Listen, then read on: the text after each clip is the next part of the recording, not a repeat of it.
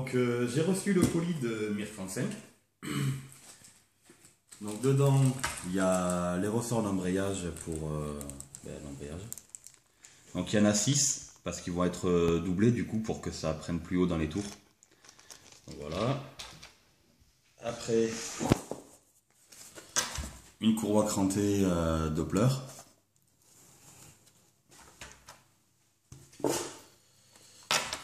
Le kit pour passer les SHA qui sont normalement en rigide pour les passer en souple.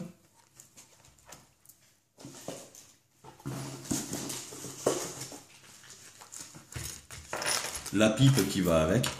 Alors, truc qui est un petit peu bête, c'est que tu achètes la pipe, tu as le manchon, tu achètes le raccord pour passer en souple, tu as un autre manchon. Tu peux pas commander soit cette pièce-là seule, soit la pipe seule. C'est un peu con, ce qui fait que ça te fait acheter 2 manchons alors que tu n'en as besoin que d'un.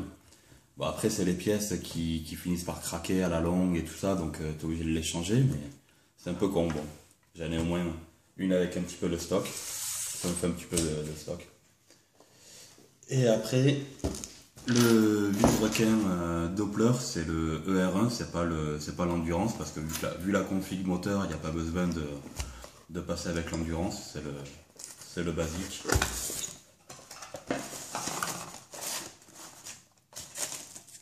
Deux petits autocollants MIR35.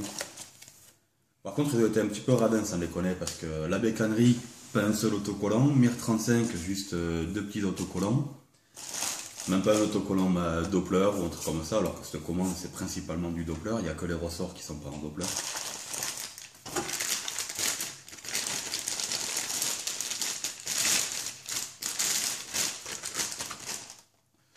Donc voilà l'huile brequin.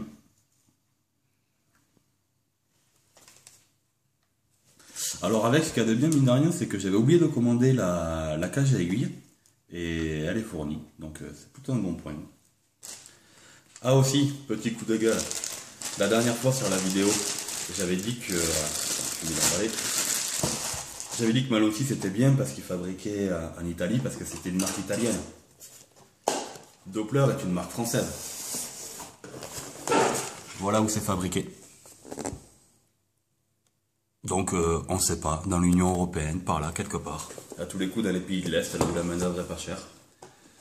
C'est un petit peu con, quoi, personnellement, je trouve ça un peu bête.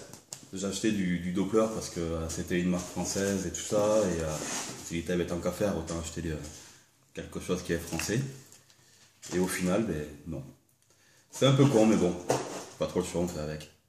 Donc ce que je vais faire maintenant, c'est que je vais monter mon carbu en souple. Je vais monter la courroie. Le feu stop aussi que hier j'avais pas pu monter. Et puis on va reprendre la vidéo sur les choses qui sont faites. Voilà. Allez, à plus tard. Voilà, donc j'ai monté une partie des pièces. Donc le feu stop à l'arrière est monté. Après il sera moulé avec le cadre et tout ça avant de partir en peinture. Donc ce sera plus chromeux, mais ce sera bleu comme le garde-boue. La mob sera entièrement bleue avec les jantes, juste les jantes blanches. Donc voilà. Après, cette fois je me suis pas fait baiser, j'ai protégé les poignets. Parce que voilà, j'en ai marre de les nettoyer. Peut-être tu peux faire le tour.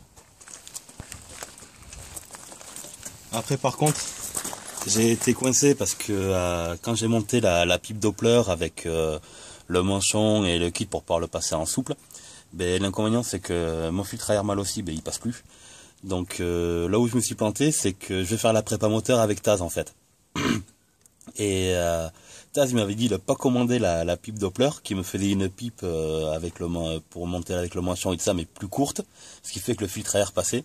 Donc ben, j'ai acheté une pipe Doppler pour rien, ça sera du stock ou à donner à Taz, enfin on verra. Donc voilà. Voilou. J'ai viré le pot des chapeaux d'origine aussi, vu que samedi je reçois le pot de pleurs et je vais le monter dans la foulée. Après ben, il va falloir que je refasse le faisceau électrique et puis après ce sera quasiment prêt pour démarrer. Donc voilà. À la prochaine!